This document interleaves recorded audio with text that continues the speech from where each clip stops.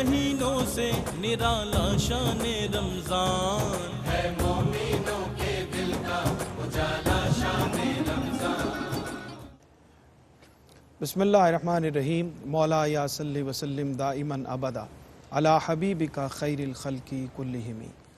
ناظرین اکرام، قرآن اور اسلام ARYQ TV کے لاہور اسٹوڈیو سے پروگرام اور آپ کا میزبان سرور حسین نقشبندی نعمت افطار میں حاضر خدمت ہے۔ حمد کے ان اشعار سے آغاز کرتے ہیں کہ لفظوں کو توقیر خدا ہی دیتا ہے، لفظوں کو توقیر خدا ہی دیتا ہے، لہجوں میں تاثیر خدا ہی دیتا ہے۔ پہلے اچھے خواب دکھا کر آنکھوں کو، پہلے اچھے خواب دکھا کر آنکھوں کو، پھر ان کو تعبیر خدا ہی دیتا ہے، پھر ان کو تعبیر خدا ہی دیتا ہے۔ ہم تو اپنی ذات میں الجھے رہتے ہیں، ہم تو اپنی ذات میں الجھے رہتے ہیں، ہر اچھی تدبیر خدا ہی دیتا ہے۔ اپنی یاد عطا کر کے خوشبختوں کو، اپنی یاد عطا کر کے خوشبختوں کو، اشکوں کی جاگیر خدا ہی دیتا ہے۔ کھلتا ہے یہ راز بھی قسمت والوں پر، کھلتا ہے یہ راز بھی قسمت والوں پر، ہر لکھی تقدیر خدا ہی دیتا ہے۔ اور سرور اس کی قدرت کوئی کیا سمجھے، سرور اس کی قدرت کوئی کیا سمجھے، قطرے کو تصویر خدا ہی دیتا ہے، لفظوں کو توقیر خدا ہی دیتا ہے، لہجوں میں تاثیر خدا ہی دیتا ہے۔ حمد کے ان اشعار کے ساتھ پروگرام کے موضوع کی طرف آتے ہیں۔ آج بہت اہم موضوع ہے، اعتدال و توازن۔ قرآن اور اسلام کے اس پروگرام میں اور اس تعلق میں اس حوالے سے زیادہ اہم ہے کہ ہمارے ہاں جو بے اعتدالی ہے ہمارے اعمال میں، ہمارے امور میں، خاندانی معاملات میں، ذاتی معاملات میں، معاشی معاملات میں، معاشرتی رویوں میں، اخلاقی رویوں میں، ان ساری جو بے اعتدالیاں ہیں اسلام اس کو ایڈریس کرتا ہے۔ قرآن کریم ہمیں یہ کہتا ہے کہ ہر کام کو میانہ روی کے ساتھ، اور یہ پورا نظام ہے، نظام اعتدال جو انسان کی پوری زندگی پر محیط ہے، کوئی ایک جہت اس کی نہیں ہے بلکہ یہ تمام جہتوں میں اعتدال اور توازن انسان کی شخصیت کو نکھارتا اور سنوارتا ہے۔ اپنے مہمانوں سے رہنمائی لیتے ہیں۔ ہماری خوشبختی ہے ہمارے ساتھ تشریف فرما ہے خطیب جامع مسجد داتا دربار جناب مفتی محمد رمضان سیالوی صاحب۔ السلام علیکم جناب۔ بہت شکریہ حضرت آپ کی تشریف آوری کا، اور آج کل تو افطار سے پوری دنیا میں ARYQ TV کے ذریعے آپ کی تلاوت کلام پاک سننے کی بھی سب لوگ سعادت حاصل کر رہے ہیں۔ کیسا تجربہ ہے؟ ماشاءاللہ بہت اچھا ہے جی، میرے لیے بڑی سعادت کی بات ہے، اور سب سے بڑی جو خوشی اور شکر مندی کی بات ہے کہ بندہ جب اپنی عمر میں اور اپنے ذمہ داریوں میں بہت آگے بڑھ جاتا ہے ٹھیک، تو اس کے لیے اس کو قائم رکھنا بڑا مشکل ہو جاتا ہے، کیونکہ یہ پورے سال کی سروس اور پریکٹس ہے۔ صحیح۔ تو اس کا کریڈٹ میرے اساتذہ کو ہے الحمدللہ، اور میرا اللہ کا شکر ہے کہ میں رمضانی حافظ نہیں ہوں، میں دوران سال بھی سعادت حاصل کرتا ہوں، پڑھتا رہتا ہوں، اس لیے مجھے کوئی زیادہ دشواری پیش نہیں ہے۔ اللہ کریم آپ کو مزید برکتیں عطا فرمائے۔ آپ بلکہ آج کا جو اعتدال و توازن ہے اس پہ زیادہ ہم آپ سے رہنمائی لیں گے، کیونکہ آپ کی ذمہ داریاں بھی زیادہ ہیں۔ جی بالکل، اس کے باوجود آپ نے ماشاءاللہ توازن رکھا ہوا ہے سارے معاملات میں۔ جناب قاری محمد یونس قادری صاحب ARYQ TV کے جانے پہچانے میزبان اور ترتیل القرآن، حکمت قرآن اور دیگر پروگراموں میں آپ دیکھتے ہیں ہمارے ساتھ تشریف فرما ہوتے ہیں، بطور مہمان خوش آمدید کہتے ہیں آپ کو بھی، اور آپ بھی قرآن کریم پتہ چلا ہے کہ سنا رہے ہیں ماشاءاللہ۔ بڑی برکت کی بات ہے جناب۔ اللہ کریم آپ کو آسانی فرمائے۔ ہمارے ساتھ تشریف فرما ہوتے ہیں، بہت شکریہ جناب علامہ پیر عرفان الہی قادری صاحب، آستانہ عالیہ ساہو چک شریف کے سجادہ نشین ہیں، اور بہت اچھی اور بہت سلجھی اور بڑے توازن سے گفتگو کرتے ہیں۔ آج تو ہمارا موضوع ہی توازن ہے۔ بہت شکریہ آپ کی بھی حضرت تشریف آوری کا۔ پاک پتن شریف سے علی رضا فریدی ہمارے ساتھ آج تشریف فرمائے، ان کو بھی خوش آمدید کہتے ہیں، اور گزارش ہے بسم اللہ کلام عطا فرمائے۔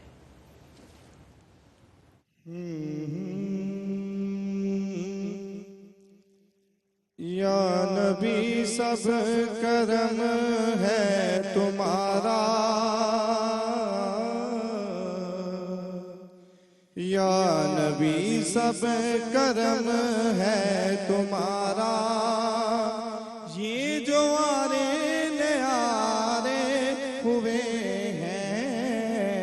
یا نبی سب کرم ہے تمہارا، یہ جو آنے نیارے ہوئے ہیں، اب کمی کا تصور بھی کیسا،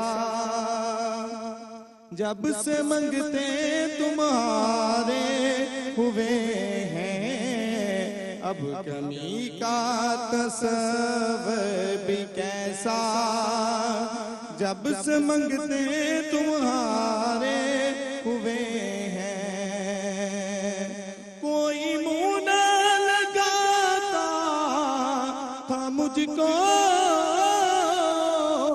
پاس تک نہ بٹھاتا تھا مجھ کو، جب سے تھاما ہے دامن تمہارا میرے آقا، جب سے تھاما ہے دامن تمہارا، یہ دنیا والے ہمارے ہوئے ہیں، یا نبی سب کرم ہے تمہارا، اور ان کے دربار سے جا بھی میں نے پنجتن کے وسیلے سے مانگا، ان کے دربار سے جا بھی میں نے پنجتن کے وسیلے سے مانگا، مجھ کو خیرات فوراً ملی ہے، مجھ کو خیرات فوراً ملی ہے، خوب میرے گزارے ہوئے ہیں، یا نبی سب کرم ہے تمہارا، یہ جو آنے نیارے ہوئے ہیں، چاہتے ہو اگر نیک نامی آل زہرا کی کئی لو غلامی، جن کے صدقے میں زاہد نیازی، جن کے صدقے میں زاہد نیازی، پرس کو غم کے مارے ہوئے ہیں، یا نبی سب کرم ہے تمہارا، یہ جو آنے نیارے ہوئے ہیں، اب کمی کا تصور بھی کیسا، جب سے منگتے تمہارے ہوئے ہیں۔ جزاک اللہ جناب زاہد نیازی، اللہ ان کے درجات بلند فرمائے۔ عبدالستار نیازی صاحب کے بیٹے بہت اچھے شاعر تھے اور بڑی کم عمری میں اللہ کو پیارے ہو گئے، اللہ ان کے درجات کو بلند فرمائے۔ ان کی یہ بہت خوبصورت نعت ہم سب سننے کی سعادت حاصل کر رہے ہیں۔ مفتی صاحب قبلہ، اعتدال و توازن ہمارا آج کا موضوع ہے، اور خیر الامور اوسطها، خیر الاعمال اوسطها، اور پورے کا پورا ہمارا جو دین کا نظام ہے وہ اعتدال اور توازن کا حکم دیتا ہے، چاہے وہ عبادات ہوں، چاہے وہ معاملات ہوں، چاہے وہ معاشرت، معیشت، ہر جگہ رہنمائی فرمائیے۔ بسم اللہ الرحمن الرحیم۔ بہت شکریہ سرور بھائی۔ حضور علیہ السلام نے امت محمدی صلی اللہ علیہ وسلم کی فضیلت میں یہ فرمایا کہ کنتم خیر امت، یہ بطور ٹائٹل الحمدللہ ہمارے لیے اعزاز اور فخر کی بات ہے، لیکن بالکل اسی اسلوب پر ایک اور آیت بھی ہے جس کا ذکر کم ہوتا ہے، ٹھیک، اور وہ ہے وَكَذَلِكَ جَعَلْنَاكُمْ أُمَّةً وسطاً، ٹھیک، کہ حضور علیہ السلام کی امت یعنی ہمارے لیے اللہ رب العزت نے فرمایا کہ ہم نے تمہیں امت وسط بنایا ہے، ٹھیک۔ اچھا، پاکستان میں انفارچونیٹلی اس کے اوپر ریسرچ اور کام بہت کم ہوا ہے، لیکن مڈل ایسٹ میں اور اسپیشل سیریا اور اس ایریا میں اس کے اوپر مصر میں بہت کام ہوا ہے، ٹھیک، اور باقاعدہ جو ایک وسطیت کی ٹرم ہے وہ باقاعدہ ایک ریسرچ ٹاپک کے طور پہ ڈسکس کی گئی، اور اس میں ہر چیز کو انہوں نے انڈر ڈسکشن لا کر بتایا ہے کہ اسلام کی کس کس چیز میں ہمیں اعتدال کی ضرورت ہے اور کس کس چیز میں ہم اس راہ اعتدال سے ہٹ چکے ہیں. ٹھیک. تو وسطیت اور میانہ روی اور اعتدال کا مطلب کیا ہے کہ افراط اور تفرید دونوں چیزوں سے بچ کر صحیح درمیانی راستے کو اختیار کرنا. صحیح. اچھا، اسلام بذات خود دین وسطیت ہے. ٹھیک. اس کی خوبصورتیوں میں سے یہ ہے کہ یہ دین وسطی کس کے اعتبار سے؟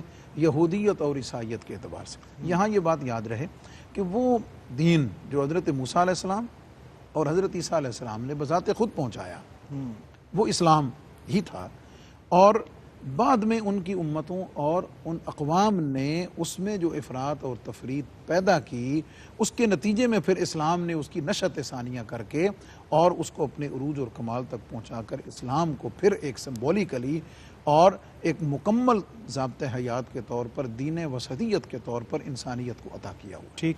لہذا آپ جب بھی اسلام کے کسی فرض پر، واجب پر، نبی علیہ السلام کی کسی سنت پر جب آپ اس اینگل سے اسٹڈی کریں گے تو آپ اس نتیجے تک پہنچیں گے کہ ہر چیز میں اعتدال ہے. صحیح. عبادت میں لے لیں تو اعتدال کیا ہے کہ یہ نہیں کہ آپ سارا دن اور ساری رات مسجد میں ہی پڑے رہیں، نہیں، فرض 5 دفعہ ہے اور باقی آپ دنیا کے معاش کے لیے اور باقی ضروریات زندگی کے لیے. رزق کا یہ نہیں ہے کہ آپ نے جتنا کمایا ہے وہ سارے کا سارا اللہ کے راستے میں خرچ کریں. وسطیت کیا ہے کہ اس کا 2.5% دے دیجئے. حج عمرہ یہ نہیں کہ آپ ہر وقت وہیں چلے رہیں اور وہیں پہ آتے جاتے رہیں. فرمایا نہیں، زندگی میں ایک دفعہ فرض ہے اور عمرہ آپ کی سہولت اور آسانی پر سنت کے طور پہ ہے. علی ھذا القیاس. اور پھر ایمان میں، عقیدے میں، عمل میں، اعتدال میں، رہن سہن میں، رویوں میں، بلکہ معاشرت میں جیسے آپ نے فرمایا ہے، کمانے میں، کھانے میں، ایکسرسائز کرنے میں، سونے میں، ہر چیز میں اگر آپ دیکھیں حضور علیہ السلام کی ایک حدیث پاک ہے کہ کسی بھی مفہوم حدیث ہے کہ کسی بھی چیز میں جو اعتدال ہوتا ہے وہ اسے خوبصورت بنا دیتا ہے. صحیح. اور اس کے اندر جو بے اعتدالی ہے، میانہ روی سے عدول کرنا ہے، وہ اسے داغدار کر دیتا ہے، وہ اس کے لیے نقطہ اعتراض بن جاتا ہے. بالکل. تو اسلام کی خوبصورتیوں میں سے، بلکہ آج کے دور میں تو ہم اگر دیکھیں تو بہت ساری چیزیں اس اعتبار سے تجدید اور اجتہاد کی منتظر ہیں کہ ہم اس میں راہ اعتدال کی طرف واپس پلٹیں. ٹھیک. اچھا سر، مفتی صاحب قبلہ اعتدال سے بے اعتدالی تک پہنچے ہیں تو ہم چاہتے ہیں کہ آپ وہیں سے آغاز کریں کہ جب اعتدال کا حکم دیا گیا ہے تو بے اعتدالی کے نقصانات اور اس سے بچنے کی ترغیب بھی ہمیں رہنمائی قرآن کریم سے ملتی ہے. ارشاد فرمائیے. بسم اللہ الرحمن الرحیم. بہت شکریہ سرور بھائی. دیکھیں قرآن مجید فرقان حمید کے اندر اللہ رب العزت نے توازن اور اعتدال پر سورہ لقمان کے اندر حضرت لقمان علیہ السلام کو جو وصیت اپنے جو ہے بیٹے کو کرتے ہیں تو اس کے ذریعے بھی ہمیں یہ بتایا گیا ہے. تو اس میں انہوں نے یہ کہا ہے کہ گفتگو میں، چلنے میں یہ اعتدال رہنا چاہیے، اور جب بے اعتدالی ہو جاتی ہے تو اس کا نقصانات جو ہیں وہ اسی طرح ہیں کہ جس طرح یہ کہہ لیں کہ کوئی بھی بندہ ہے اپنے توازن اور اعتدال پہ جب چلتا ہے تو جب اس کی خرابیوں کی طرف آتا ہے تو اس کے نقصانات اٹھاتا ہے. اب یہاں یہ فرمایا گیا ہے کہ اپنی گفتگو میں، کلام میں، صحابہ اکرام رضوان اللہ تعالیٰ علیہ اجمعین فرماتے ہیں کہ نبی پاک علیہ الصلوۃ والسلام جب کلام فرماتے تھے تو ہم حضور کے کلمات طیبات کو گن لیا کرتے تھے. سبحان اللہ. یعنی حضور کی نغمگی آواز نہ زیادہ بہت زیادہ بڑی نہ بہت کم، اور بڑی آواز کو قرآن مجید میں گدھے کی آواز کہا گیا ہے. اور یہ بتایا گیا ہے، اپنا ایک مقام پہ آتا ہے کہ جب گدھا بول رہا ہوتا ہے تو اس وقت وہ شیطان کو دیکھ رہا ہوتا ہے، یعنی بڑی ہوئی آواز کے ساتھ. تو اب نغمگی اور خوبصورتی، شائستگی، آہستہ آواز کی، اور خطابت کے میدان میں بھی یہی فرمایا گیا ہے کہ بڑی شگفتگی کے ساتھ کلام کیا جائے. چلنے میں، رفتار میں، نبی پاک علیہ الصلوۃ والسلام آپ نماز میں تھے تو ایک صحابی رسول تشریف لائے تو انہوں نے دیکھا کہ نماز کھڑی ہے اور جماعت رکوع میں ہے، تو باہر سے ہی تکبیر تحریمہ کہہ کے رکوع میں چلے گئے. تو حضور جیسے آگے دیکھتے ہیں ویسے ہی پیچھے دیکھتے ہیں. سرکار نے بعد میں فرمایا کہ بھئی یہ تمہاری بے اعتدالی ہے، تم میانہ روی کے ساتھ چلتے ہوئے آؤ اور پھر آ کر جماعت میں شامل ہو جاؤ. یعنی کسی مقام پر بھی بے اعتدالی کا حکم نہیں دیا گیا، اور اللہ تبارک و تعالیٰ نے توازن اور اعتدال کو قائم رکھتے ہوئے قرآن مجید میں فرمایا گیا یہ جو پہاڑ ہیں، میدان ہے کہیں اور کہیں پہاڑ ہے، یہ جو ہے توازن کو मुकम्मल रखा गया, बेइतदाली किसी मुकाम पर भी ना की जाए। इसी तरह हमें कुरान मजीद ये सिखाता है कि हम दुनिया के उमूर में, इबादत में, रियाजत में, जैसा कि मुफ्ती साहब ने इरशाद फरमाया है कि हमें हर लिहाज में एतदाल रखना चाहिए। रिश्तों के मामलात में, अपने घर में, मुआशरत में, दोस्त अहबाब के साथ बैठने उठने में भी एतदाल रखना चाहिए कि जो जिस तरह दूसरे दोस्त बैठे हुए हैं उन्हीं की तरह रहते हुए, उन्हीं के साथ उस तरह का कलाम करते हुए। तो ये तमाम चीज़ें, चूँकि दीन हमारा ऐसा खूबसूरत दीन है कि जिसमें एतदाल सिखाया जाता है, और एतदाल यही है कि ना हद से बढ़ें और ना हद से कम रहें, नहायत मोतदल रहकर। हवा भी मोतदल ही इंसान को भाती है और ख़ूबसूरत लगती है। बिल्कुल ठीक, बहुत शुक्रिया जनाब। कारी साहब की खिदमत में हाजिर होना है मुझे। और ख़र्च में बेएतदाली, एक तो ये है कि बुखल से मना किया गया, कंजूसी से मना किया गया। मोमिन कंजूस नहीं हो सकता और इसराफ वाला भी नहीं हो सकता, यानी हद से ज़्यादा बड़ा हुआ फजूल खर्च भी नहीं हो सकता। तो इन दोनों के अंदर हद एतदाल कायम रखना। सवाल आपकी खिदमत में अर्ज़ करना है, कर दिया है बल्कि, लेकिन जवाब आपसे लेते हैं एक छोटे से वक्फे के बाद। नाजरीन हमारे साथ रहिए, लौटते हैं एक छोटे से वक्फे के बाद। जी नाजरीन, खुश आमदीद कहते हैं वक्फे के बाद आपको। प्रोग्राम देख रहे हैं आप कुरान और इस्लाम, और एतदाल और तवाज़ुन हमारा आज का मौजू है, और उस पर इब्तदाई गुफ्तगू हमने मुफ्ती साहब और क़िबला पीर साहब से रहनुमाई ली। कारी साहब की खिदमत में सवाल मैंने अर्ज़ कर दिया था कि कुरान हकीम में ख़र्च करने के हवाले से ख़ुसूसी तौर पर जो एतदाल कायम करने का हुक्म दिया गया है, उस हवाले से इरशाद फरमाइए। जी मोहतरम सरवर साहब, आज बड़ा अहम मौजू है, और ख़र्च के हवाले से खालिक़ कायनात ने सूरह फ़ुरक़ान के अंदर जहाँ व इबादुर रहमान का ज़िक्र किया, अल्लाह के बंदों की निशानियाँ बयान फरमाई, उन निशानियों में ख़र्च करने के हवाले से एक निशानी बयान की। फरमाया वल्लज़ीना इज़ा अनफ़क़ू लम युस्रिफ़ू व लम यक़्तुरू व काना बैन ज़ालिका क़वामा। फरमाया कि जब ख़र्च करो तो ना उसमें कंजूसी करो और ना उसके अंदर इसराफ़ करो। फरमाया दरमियानी रास्ता इख्तियार करो, इतदाल वाला रास्ता इख्तियार करो। इंसान जब इतदाल के रास्ते पर गामज़न होता है तो रब कायनात ने इतदाल का रास्ता ये पसंदीदा रास्ता है। और ये जो इतदाल का रास्ता है, करीम आका अलैहिस्सलाम की नबूवत के जो 40 हिस्से हैं उसमें से एक हिस्सा इतदाल और मियाना रवी है। ठीक। खर्च करने के हवाले से सरकार दो आलम की बारगाह अक़दस में एक शख्स हाज़िर हुआ, अर्ज़ की, या रसूल अल्लाह, मेरे पास एक दिनार है तो मैं किस पे खर्च करूँ? फरमाया अपनी ज़ात पे खर्च करो। अर्ज़ की, या रसूल अल्लाह, मेरे पास एक और भी दिनार है। तो करीम आका अलैहिस्सलाम ने कहा अपनी बीवी पे खर्च करो। या रसूल अल्लाह, एक और भी है। फरमाया अपने बच्चों पे खर्च करो। या रसूल अल्लाह, अगर एक और भी दिनार मेरे पास हो तो फरमाया अपने ज़विल कुर्बा पे खर्च करो। हज़रत साद रज़ी अल्लाह तआला अन्हु सरकार दो आलम की बारगाह में हाजिर हुए जब ये फ़ज़ाइल बयान किए गए कि खर्च करने से अल्लाह का कुर्ब अता होता है।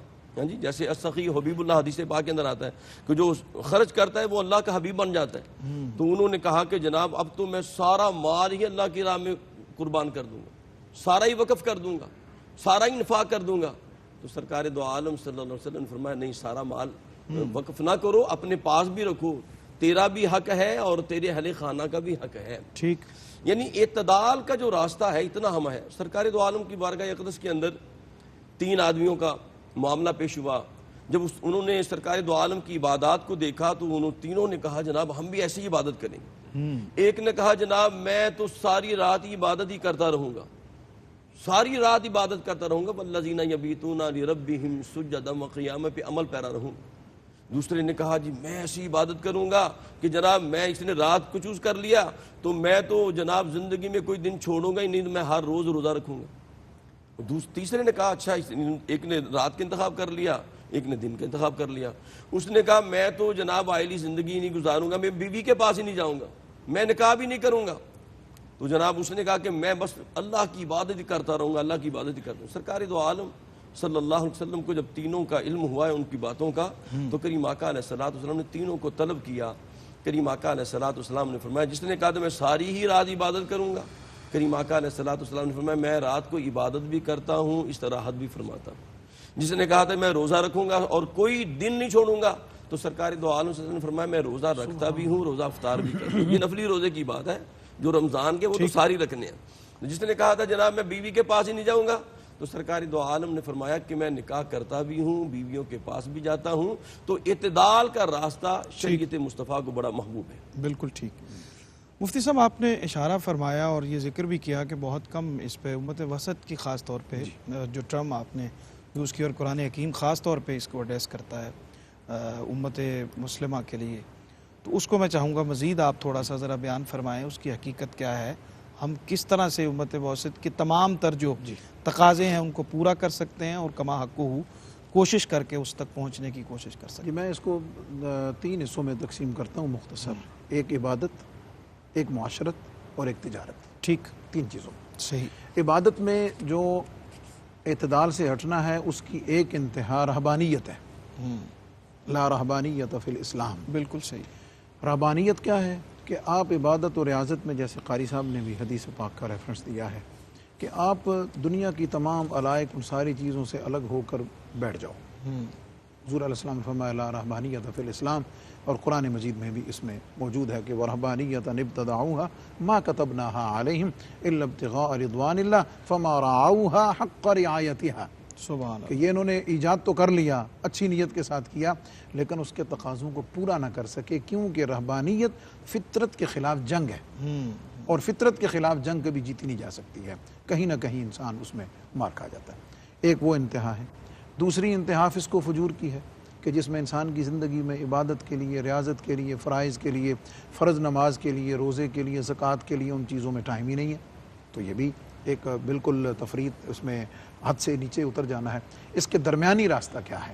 درمیانی راستہ وہی ہے جو اسلام اپنی تعلیمات کے ساتھ بتاتا ہے۔ ٹھیک ٹھیک۔ اس میں خاص لوگوں کے لیے جو اپنے آپ کو چنیدہ لوگ ہیں، جو اپنے آپ کو اپنی دنیا کی ذمہ داریوں کو ادا کرنے کے بعد اپنی عمر وقت کے ایک حصے میں آ کر اللہ کی عبادت کے لیے وقف کر لیتے ہیں، ان کا استثناء ہوگا ایک خاص عمر میں آ کر اور اپنی تمام ذمہ داریوں سے ادا ہونے کے بعد۔ ٹھیک، یہ بات یاد رہے۔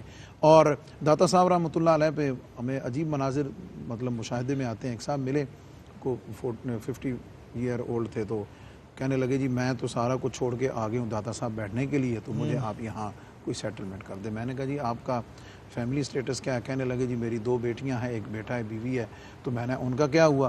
کہنے لگا جی بس وہ اللہ کے سپرد ہے۔ میں نے کہا نہیں یہ تو بڑی ذاتی والی بات ہے۔ کہتا جی کیا؟ میں نے کہا بھی یہ شادی کرنے اور ان بچوں کو پیدا کرنے سے پہلے سوچنا تھا۔ اب جب تم نے یہ ذمہ داری اپنے اوپر لے لی ہے، تو جب تک یہ ذمہ داری تم پوری نہیں کر لیتے ہو، داتا صاحب کی تعلیمات بھی یہ نہیں ہے، قرآن و سنت کی بھی یہ تعلیمات نہیں ہے، ان کا دھیان رکھنا، ان کی خدمت کرنا، ان کے فرائض سے سبکدوش ہونا، یہی داتا صاحب کی تعلیمات اور یہی اسلام کا حسن ہے۔ کیا بات۔ دوسرے نمبر پہ آپ آئلی زندگی میں لے لیجئے، تو آئلی زندگی میں سب سے مشکل بات رشتوں میں توازن ہے۔ جی ہاں، رشتوں میں توازن کا کیا مطلب ہے کہ ماں باپ ان کے حقوق اپنی جگہ موجود ہیں، آپ کی شریک سفر سے شریک حیات اس کے الگ ہیں، آپ کی اولاد کے الگ ہیں، آپ کی بہن بھائیوں کے الگ ہیں، آپ کے دوستوں کے الگ ہیں۔ اب مسلمان کے لیے سب سے بڑا امتحان ان رشتوں میں توازن ہوتا ہے کہ وہ ہر ایک کے حقوق کو کما حق ہو جہاں تک وہ ادا کر سکتا ہے ان کو ادا کرنے کی کوشش کرے۔ یہ انسان کی آئلی زندگی، گھریلو زندگی کا حسن اور سکون اسی کے ساتھ ہے کہ اس میں ایز پاسبل جتنا وہ اس میں اعتدال قائم رکھ سکتا ہے۔ ماں باپ کی طرف اتنا مائل نہ ہو کہ بیوی بچوں سے اعراض کر لے، بیوی بچوں میں اتنا مستغرق نہ ہو جائے کہ ماں باپ جو ہیں ان کی طرف سے، تو یہ ہٹ کر۔ اور تیسری جو میں نے بتایا تجارت میں اور باقی چیزوں میں، تو اس میں بھی یہی ہے کہ اس کے کمانے میں، حاصل کرنے میں، جمع کرنے میں اس میں اتنا ہلکان نہ ہو جائے اور اس کے لیے اس دوڑ میں اتنا نہ آگے نکل جائے کہ اپنے آرام کو بھی بھول جائے، اپنے آرام کے ساتھ ساتھ پھر تعیشات میں چلا جائے، اور پھر اس کے ساتھ ساتھ اس کو حاصل کرنے میں جیسے ذکر ہوا ہے کہ اس میں بخیل بن جائے اور اس میں اللہ کے راستے میں خرچ کرنے سے اپنے آپ کو بچا کے رکھے۔ یتامہ، مساکین، فقراء جو مستحق ہیں، بیوہ ہیں، تعلیم ہے، ان سے اعراض کرتا رہے اور جمع کرنے پر، اس کو گننے پر اس کے اوپر رہے۔ اب ان ساری چیزوں میں درمیانی راستہ جو نبی علیہ الصلوۃ والسلام کی سنت و شریعت سے ہمیں عطا ہوتا ہے، یہ زندگی کا حسن ہے، انسان کی پرسنالٹی کا حسن ہے، حتیٰ کہ میں تو یہ کہتا ہوں کہ اس کو لباس میں بھی، پہننے میں بھی، باقی چیزوں میں بھی جو وقار اور اطمینان ہے، وہی اعتدال پہلو ہیں جس پہ انشاءاللہ ہم نے آپ سے خاص طور پہ رہنمائی لینی ہے۔ اور جناب پیر صاحب ہمارے ساتھ تشریف فرما ہے۔ قرآن حکیم میں دین کے معاملے میں بھی حد اعتدال کو قائم رکھنے کا اور غلو اختیار کرنے کی نفی کی گئی، سورہ نساء کی آیہ مبارکہ کی روشنی میں اس حوالے سے رہنمائی فرمائیے۔ یہ بالکل سورہ نساء میں اس طرف اشارہ کیا گیا ہے۔ لیکن بعض لوگوں نے خدا کو بندہ اور بعض نے بندوں کو خدا بنا لیا۔ بعض لوگوں نے عبادت میں بہت زیادہ جو ہے وہ لوگوں کے ساتھ معاملہ کر لیا۔ اب یہاں یہ فرمایا گیا ہے کہ توحید میں بھی خدا یعنی اعتدال کہتے ہیں اس کو ہے کہ اس کو اس کے مقام کے مطابق، ہر کسی کو اس کے مقام کے مطابق، جو توحید ہے اس کا مقام اپنا ہے، رسالت کا اپنا ہے، جو دوسرے لوگوں کا ائمہ کا ہے، صحابہ کا ہے، اہل بیت کا ہے، اس تمام چیزوں میں ہمیں اس کو عقائد کے اندر بھی توازن کی تمام ضرورت چیزوں ہے۔ میں ان کے مقامات کے مطابق ماننا، یہ اعتدال ہے۔ اب عبادت میں جو ہے کہ عبادت ہم کرتے ہیں اتنی کریں، اور حضرت سید عائشہ صدیقہ رضی اللہ تعالیٰ عنہ نے عرض کیا کہ یا رسول اللہ یہ فلاں بڑھیا ہے ساری رات عبادت کرتی ہے، تو حضور نے فرمایا اچھا ساری رات عبادت کرتی ہے، اس کو کہو آرام بھی کیا کرے۔ صحیح، یعنی عبادت کرتے جیسے مفتی صاحب قبلہ نے فرمایا اور قاری صاحب نے فرمایا ہے، عبادت بھی اتنی کی جائے کہ جس میں تمہیں پریشانی نہ ہو۔ یعنی نبی رحمت صلی اللہ علیہ وسلم نے اس طرف اشارہ فرمایا ہے، آپ نے فرمایا کہ عبادت اتنی کرو۔ اور دیکھیں فرائض میں بھی جب قبلہ مفتی صاحب نے فرمایا ہے کہ فرائض میں بھی ایک صبح فجر ہے، فجر سے لے کر زور تک کا وقت ہمیں دے دیا گیا ہے کہ بھئی تم اپنے کاروبار کرو، معاملات کرو، دنیاوی معاشرت یہ تمام چیزوں کو کرو۔ اس کے بعد زور سے لے کر پھر عصر تک وقفہ ہے، عصر سے مغرب تک ہے، پھر سونے سے پہلے بھی، یعنی عشاء کا وقت بہت زیادہ نہیں ہے، یعنی عشاء پڑھ کے آپ اس کے بعد آرام بھی کر سکتے ہیں۔ تو یہ فرمایا گیا ہے کہ عبادات اور جتنے معاملات ہیں، سورہ نساء میں ایک مقام پر فرمایا گیا ہے کہ جو بندہ مومن ہے اس کے اسلوب کیا ہیں، اس کا طریقہ کار کیا ہے، اس کا توازن کیا ہے کہ وَاعْبُدُوا اللَّهَ وَلَا تُشْرِكُوا بِهِ شَيْئًا وَبِالْوَالِدَيْنِ إِحْسَانًا وَبِذِي الْقُرْبَى وَالْيَتَامَى وَالْمَسَاكِينِ وَالجَّارِ ذِي الْقُرْبَى وَالجَّارِ الْجُنُبِ وَالصَّاحِبِ بِالْجَنبِ وَابْنِ السَّبِيلِ وَمَا مَلَكَتْ أَيْمَانُكُمْ إِنَّ اللَّهَ لَا يُحِبُّ مَنْ كَانَ مُخْتَالًا فَخُورًا۔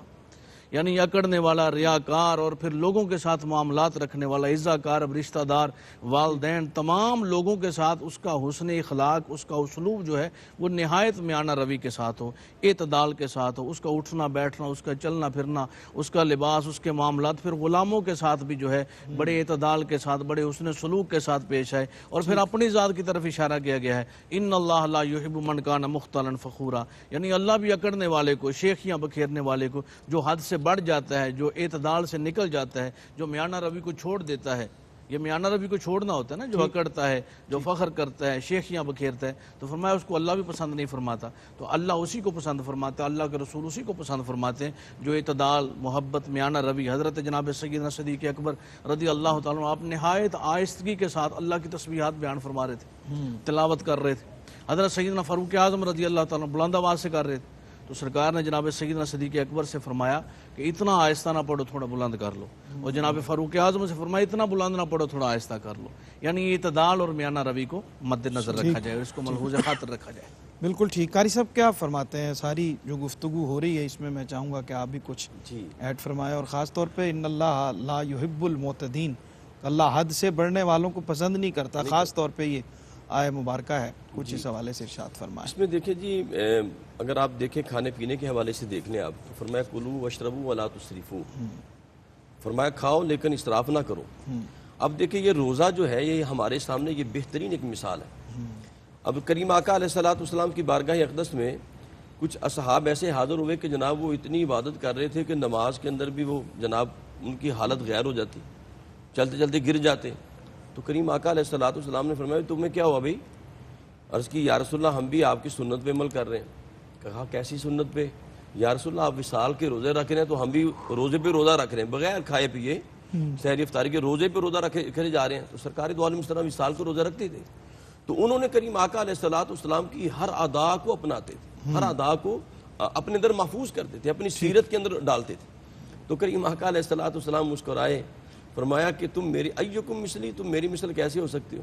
فرمایا میرا رب مجھے کھلاتا بھی ہے، مجھے پلاتا بھی ہے۔ سبحان اللہ۔ تو کریم آقا علیہ السلام نے انہیں کہا اعتدال کے راستے پر چلو۔ دیکھیں قرآن پاک کے اندر ویل للمطففین الذین اذا اکتالوا علی الناس یستوفون واذا کالوہم او وزنوہم یخسرون۔ فرمایا ہلاکت ہے ان لوگوں کے لیے یہاں جو اعتدال سے ہٹنے والے لوگ ہیں، ان کی بات کی جو عدل کے ساتھ نہیں ہے۔ فرمایا جب اپنی باری آتی ہے تو جناب یستوفون پورا لیتے ہیں، اور جب دینے کی باری آتی ہے تو یخسرون ان کو خسارہ کر کے دیتے ہیں۔ تو فرمایا اچھا جی ہوتا یہ ہے کہ پہلے عمل بیان کیا جاتا ہے کہ جو عمل کیا، جو گناہ کیا، پھر اس کی سزا بیان کی جاتی ہے۔ لیکن آپ اندازہ کریں یہاں سزا پہلے بیان کی جا رہی، ویل ہلاکت ہے، ویل للمطففین، ان لوگوں ناپ تول میں کمی کرنے والوں کے لیے ہلاکت ہے کہ جب اپنی باری آئے تو پورا پورا لیں جی، اور جب دینے کی باری آئے تو جناب خسارہ کر کے دیں، تو اس طرح عمل نہ کریں۔ تو کریم آقا علیہ السلام نے اعتدال کا راستہ بتایا ہے۔ سرکار دو عالم جلوہ فرما ہے اور سیدنا عمر فاروق رضی اللہ تعالیٰ عنہ دربار مصطفیٰ میں حاضر ہوئے۔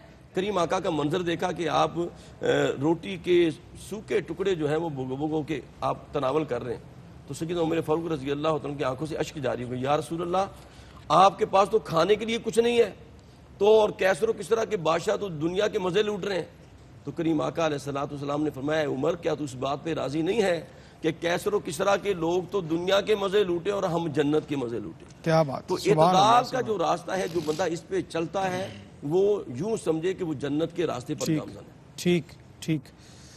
اعتدال اور توازن کا تقاضا یہ ہے کہ آپ نے اتنی گفتگو سنی ہے تو ایک چھوٹی سی بریک ہمیں بھی لینی چاہیے اور آپ کو بھی دینی چاہیے۔ ملتے ہیں ایک چھوٹے سے وقفے کے بعد۔ جی ناظرین، خوش آمدید کہتے ہیں آپ کو وقفے کے بعد۔ پروگرام دیکھ رہے ہیں آپ قرآن اور اسلام، اور آج اعتدال، توازن اور میانہ روی پہ ہم بات کر رہے ہیں۔ بریک پہ جانے سے پہلے کلو وشربو ولا تسرفو کے اوپر کچھ بات کی قاری صاحب نے، یہ بہت قبلہ اہم ہے، میں چاہتا ہوں اس پہ تھوڑی سی آپ ضرور روشنی ڈالیں۔ کھانے پینے میں ہم بچوں کو بھی اعتدال سکھانا ہمارے لیے آج کل ایک معاملہ اور مسئلہ ہے۔ اس کو ہم آج کے حالات کے دور میں دیکھیں، خاص طور پہ تقریب میں جس طرح سے کھانا کھایا جاتا ہے، اور اوورآل بھی جو دین ہمیں 3 حصے کرنے کا بتاتا ہے کہ آپ نے اتنی تربیت کے کھانے کی مقدار تک ہمیں بتائی گئی ہے کہ کتنی جو ہے وہ کھائی جائے۔ کچھ ارشاد فرمائیے۔ بڑی دلچسپ بات عرض کرتا ہوں، کراچی میں ہم ایک تقریب ولیمہ میں شریک تھے، تو جب وہ ہوا کہ بھئی ہو گیا کھانے کھلنے کا، تو لوگ جس بے چینی سے بے قراری سے دوڑے اور جو منظر دیکھا، تو میں بھی بیٹھا ہوا تھا اور میرے ساتھ 2 دوست اور بیٹھے ہوئے تھے، تو تیسرے نے کہا کہ اٹھو جی کھانا کھل گیا ہے، تو دوسرے دوست نے کہا نہیں آپ ذرا منظر دیکھیں، کھانا نہیں کھلا، بندے کھل گئے۔ ایسا ہی یہ ہے ہمارا ایک معاشرتی رویہ، ٹھیک، کھانے پینے میں عام سطح پہ اس کو ضائع کرنا، اور ضائع کرنے کے ساتھ ساتھ طلب سے زیادہ اس کو لے لینا۔ اس کے لیے جو بنیادی طور پر ہے نا جی، ایک صوفیاء فرماتے ہیں کہ بلکہ حدیث پاک سے انہوں نے برکت لی ہے کہ الغنا غنا النفس، سبحان اللہ، اصل امیری اور سیرابی تمہارے دل کی امیری اور سیرابی ہے۔ واہ واہ، انسان کا من جب بھر جاتا ہے تو سب کچھ ہوتے ہوئے بھی اس کو کوئی طمع لالچ نہیں رہتا ہے، لیکن اگر آنکھوں میں اور فکر میں اگر اس کی تشنگی، لالچ، حرص اور ہوس اور بھوک ہے تو وہ کبھی بھی نہیں مٹ سکتی ہے۔ اچھا، میں سوری آپ کی بات کاٹ رہا ہوں کہ یہ جو تیسرے حصے کو کھانے کے لیے رکھنے کا کہا گیا ہے، یہ بھی میکسیمم جب پوچھا گیا تو اس پہ میکسیمم کا آپ نے ارشاد فرمایا۔ ہاں جی، ویسے تو فرمایا ہاں جی، یعنی یہ زیادہ سے زیادہ یہ بھئی کوئی چارہ نہ رہے تو کم از کم اتنا کر لو۔ ٹھیک، اور سچی بات یہ ہے کہ آج یعنی حکماء اس پر متفق ہیں، فلاسفر بھی، کہ بھوکا رہنے سے تو کوئی بھی نہیں مرتا ہے، زیادہ کھانے سے بیماریاں، اور بیماریاں جتنی ہیں، یعنی آج کل آپ سوشل میڈیا پہ آپ دیکھیں، روزے کے حوالے سے سائنٹیفکلی، میڈیکلی جتنی ریسرچ آ رہی ہے، آپ یعنی بڑی بیماریاں، آپ شوگر کو لے لیں، آپ بلڈ پریشر کو لے لیں، یہ سارے آپ کھانے پتہ کی پرابلم لے لیں، سبب ہیں، سمجھ آگے لیور پرابلم لے لیں، ان ساری چیزوں کو دیکھیں تو ڈاکٹر جو ہے وہ ایڈوائز یہی کر رہا ہے کہ بھئی fasting is the best way to recover, کہ آپ اپنے آپ کو اگر اپنی پوری باڈی کی اوور ہالنگ کرنی تو یہ روزہ بھی تو اعتدال ہی ہے نا۔ اعتدال یہ ہے کہ صبح سے شام تک بس، لیکن اس کے بعد پھر جو کھانا پینا وہ اس میں بھی اعتدال کا دامن رکھا جائے۔ یہاں پہ ایک چیز اور ایڈ کرنا سرور بھائی بہت ضروری ہے کہ ہم اہل سنت و جماعت جو بریلوی اسکول آف تھاٹ ہے، ہم اپنے معمولات میں مستحبات اور جائز چیزوں کے نام پر ہم جس راہ اعتدال سے ہٹ چکے ہیں، وہ نعت خوانی کے رنگ میں عمومی طور پہ، ظاہر استثناء تو موجود ہے، آراس کی صورت میں، باقی بہت سارے رسم و رواج کی صورت میں، اپنی شادیوں تقریبات کی صورت میں، ان ساری چیزوں میں سچی بات یہ ہے کہ ہمیں ان چیزوں کو ریورس کرنا، ان کو ریفائن کرنا اور نبی علیہ السلام کی سنت کے دائرے میں لے کر آنا۔ اور میں تو اپنے طلباء کو کہا کرتا ہوں کہ سنت بدعت حسانہ سے کہیں بہتر ہے۔ اللہ اکبر، ٹھیک، جس کے بارے میں سنت سے رہنمائی موجود ہے، تو سنت کو اپنانا اور بدعت حسنہ کے نام پر آج یعنی اس پہ اتنا کچھ ہو رہا ہے کہ ایک درد دل رکھنے والا آدمی جو ہے اسے پریشانی ہے کہ یہ کون سا یہ راستہ ہے کہ آپ ساری رات ذکر مصطفیٰ کے نام پر آپ بیٹھے رہیں، گناہ کا کام نہیں ہے، وہ گناہ نہیں ہے، لیکن اس کی وجہ سے اگر آپ فجر کی نماز نہیں پڑھتے ہیں تو یہ تو گناہ ہے، یہ تو زیادتی ہے۔ تو ان چیزوں کو بھی اعتدال میں لانے کی ضرورت ہے۔ بالکل ٹھیک ہے۔ پیغام حضرت آج کی ساری گفتگو کی روشنی میں کیا آپ ارشاد فرماتے ہیں؟ جی بالکل سرور بھائی، ہمارے معاشرے کے اندر اس وقت سب سے زیادہ جو بگاڑ ہے گھر کی چار دیواری سے لے کر پورے معاشرے میں، وہ بے اعتدالی ہے۔ بے شمار طلاقیں، بے شمار معاملات، گھریلو نچاکیاں صرف اس وجہ سے ہیں کہ ہم اپنے رسم و رواج کو نہیں چھوڑتے اور دین کی طرف توجہ نہیں دیتے۔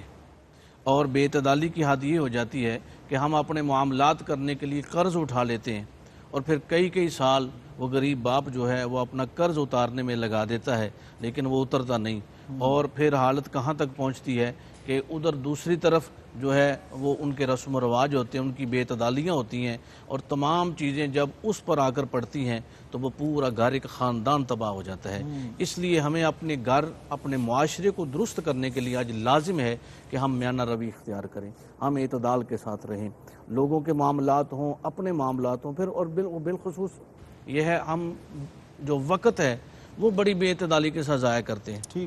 شادی بیاہ ہو، تقریبات ہوں، ان میں ٹائم بہت ضائع ہوتا ہے اور ہم اس کو بھی مینج نہیں کرتے، اور اس کے اندر بے شمار ایسے لوگ آئے ہوتے ہیں کہ جو اس وقت پریشانی کا شکار ہوتے ہیں، اور ہم ایک بندے کی وجہ سے، ایک بندے کی بے اعتدالی کی وجہ سے ہزار آدمی جو ہے وہ اس وقت پریشان ہو رہا ہوتا ہے۔ ان تمام چیزوں کو مد نظر رکھنا چاہیے اور اعتدال کے ساتھ اپنی زندگی گزارنی چاہیے، اور ہمارے بزرگوں نے، اہل تصوف نے اس بات میں بہت زور دیا ہے اور اسی امر پر زور دیا ہے کہ ہم اپنے آپ کو جو ہے اعتدال میں رکھیں، اپنے دائرہ کار میں رہیں اور بے اعتدالی سے بچیں، اور یہ ہمارے لیے بہت لازم امر ہے۔ بالکل ٹھیک ہے۔ قاری صاحب، کیا جناب پیغام آج کی اس موضوع کی مناسبت سے کیا فرماتے ہیں؟ سرور بھائی، قرآن پاک نے اعلان فرمایا ہے کہ الذین یمشون علی الارض ہونا، اللہ نے اپنے بندوں کی نشانی بیان کرتے ہوئے کہا، ایک جگہ کہا وقصد فی مشیک واغضض من صوتک، تو رب کائنات نے چال کے حوالے سے بھی چال کے حوالے سے اس کے اندر اعتدال رکھنے کا حکم دیا ہے۔ فرمایا نہ اکڑ کے چلو اور نہ ہی اتنا جھک کے چلو، درمیانہ اعتدال والا راستہ اختیار کرو۔ زہری صاحب کی بلا فرماتے تھے نا کہ ذکر نبی دا کردیا رہنا چنگا لگدا ہے تے نیوی پا کے ٹردیا رہنا چنگا لگدا ہے۔ سرکار دو عالم نے فرمایا کہ چال کے اندر بھی اعتدال ہونا چاہیے۔ کریم آقا علیہ السلام مسجد نبوی شریف میں نماز پڑھا رہے ہیں اور ایک صحابی نماز میں آ کے کیسے ملتا ہے سرور بھائی کہ ادھر تکبیر رکوع کی تکبیر ہو جاتی ہے اور وہ صحابی دوڑتا ہوا مسجد کے دروازے سے رکوع کے اندر جناب اسی تکبیر کے ساتھ مل جاتا ہے رکوع کے اندر، اور رکوع کی حالت میں وہ چلتا ہوا جا کے صفوں میں شامل ہو جاتا ہے۔ کریم آقا علیہ السلام کا خاصہ یہ ہے کہ جس طرح کریم آقا علیہ السلام سامنے دیکھتے ہیں اسی طرح پیچھے دیکھتے ہیں، یہاں تک کہ کریم آقا تو یہاں تک فرماتے ہیں، فرمایا کہ میرے صحابہ میرے پیچھے رکوع اور سجود کے اندر خشوع و خضوع کیا کرو، کیونکہ میں حالت سجدہ میں نماز پڑھاتے ہوئے تمہارے دلوں کی کیفیت کو بھی جانتا ہوں۔ تو کریم آقا علیہ السلام نے اسے فرمایا کہ تم نے یہ کیا کیا؟ یا رسول اللہ، اگر میں ایسا عمل نہ کرتا تو مجھے رکعت نہ ملتی۔ تو کریم آقا علیہ السلام نے فرمایا رکعت چھوٹتی ہے تو چھوٹ جائے لیکن تمہارے اندر اعتدال نہ چھوٹے۔ یہی وجہ ہے کہ اگر نمازی اگر رکوع میں ملنا چاہتا تو مسجد میں دوڑ کے نہ ملے بلکہ اعتدال کے ساتھ مسجد میں حاضر ہو اور پھر اللہ کی بارگاہ میں زمین نیاز خم کرے۔ حضرت کوئی پیغام عطا جی، آج کے دور میں جیسے میں نے عرض کیا ہے، اعتدال کے ساتھ ساتھ حضور علیہ السلام کی ایک حدیث پاک ہے کہ ان احب الاعمال الی اللہ ما دام و ان قل، کہ اللہ رب العزت کو اعمال نیکیوں میں وہ عمل زیادہ پسند ہے کہ جو ریگولر ہوتا رہے، اگرچہ وہ تھوڑا ہی ہو۔ یہ جو روش ہے کہ خاص راتیں آ گئیں، 27ویں شب آ گئی، شب برات آ گئی، اس طرح کی راتوں میں پوری رات جاگ لینا اور باقی پورا سال غفلت میں گزار دینا، اور نفل صدقات میں زیادہ زور دینا، زکوٰۃ کا اہتمام نہ کرنا، ٹھیک ہے جناب، باقی نمود و نمائش والے کاموں میں لاکھوں بہا دینا لیکن جو اصل مستحق ہیں ان تک نہ پہنچنا، یہ ہمیں واپس پلٹ کر اس اعتدال کو بہت شکریہ جناب مفتی محمد رمضان سیالوی صاحب، جناب قاری محمد یونس قادری صاحب، جناب پی عرفان الہی قادری صاحب اور جناب علی رضا فریدی صاحب پاک پتن سے آپ ہمارے ساتھ آج تشریف فرما تھے۔ ابھی آپ سے ہم کلام لیتے ہیں اور جناب خالد احمد مرحوم ہمارے عہد کے بہت بڑے شاعر اور ان کی ایک بہت ہی خوبصورت نعت آپ کی نظر کرتے ہوئے پروگرام کو اختتام کی طرف لے کے جاتے ہیں کہ ابھی مٹی نہ کھنکی تھی، ابھی پانی نہ برسا تھا، ابھی مٹی نہ کھنکی تھی، ابھی پانی نہ برسا تھا، مگر بزم عناصر میں تیرے ہونے کا چرچا تھا، مگر بزم عناصر میں تیرے ہونے کا چرچا تھا، زمیں معمور ذکر زندگانی تھی مگر آقا، زمیں معمور ذکر زندگانی تھی مگر آقا، ابھی آدم تھا بے چہرہ، ابھی آدم تھا بے چہرہ، اسے چہرہ بھی دینا تھا، ابھی آدم تھا بے چہرہ، اسے چہرہ بھی دینا تھا، ہوا ایک رو میں رقصاں تھی، زمین ایک دھن میں گرداں تھی، ابھی سبزہ نہ پھوٹا تھا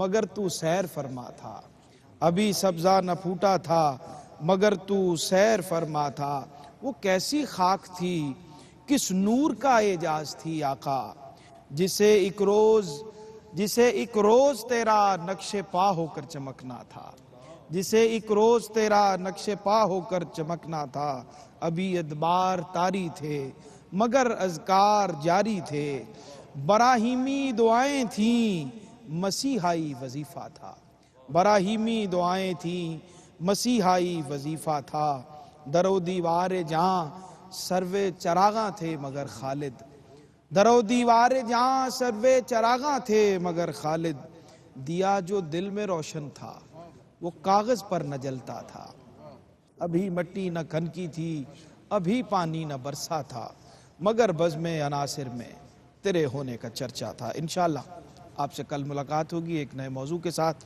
اور ہماری نشریات کراچی اسٹوڈیو سے جاری رہیں گی۔ کلام شامل کرتے ہیں جناب علی رضا فریدی صاحب۔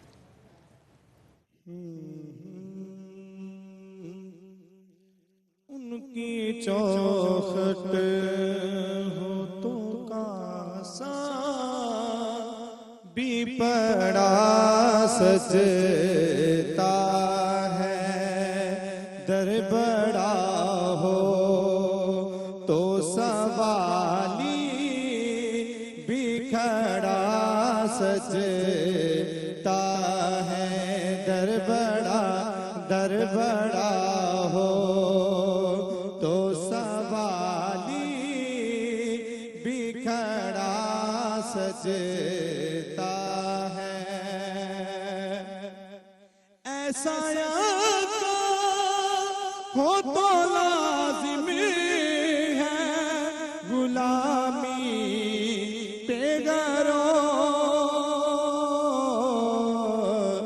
ایسی نسبت ہو تو پھر بول بڑا سجتا ہے، ایسی نسبت ہو تو پھر بول بڑا سجتا ہے، مکے کی تپتی ریت پہ یہ بلال کہتے ایسی نسبت ہو تو پھر بول بڑا سجتا ہے، یہ غلامی کہیں کمی تئی نہیں ہونے دیتی،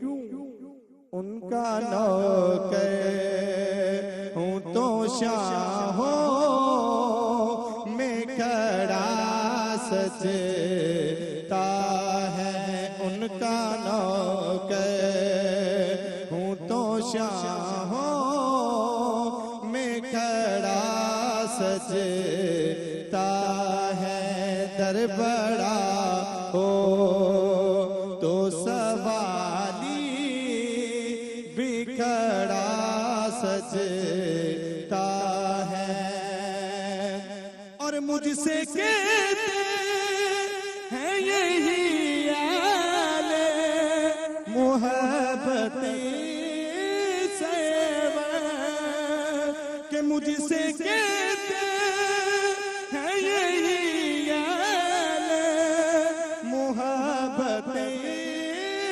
सेवा नात का नग माते दे ला में बड़ा सचता है नात का नग माते दे ला में बड़ा सचता है दर बड़ा हो तो सवाली बिखड़ा सजता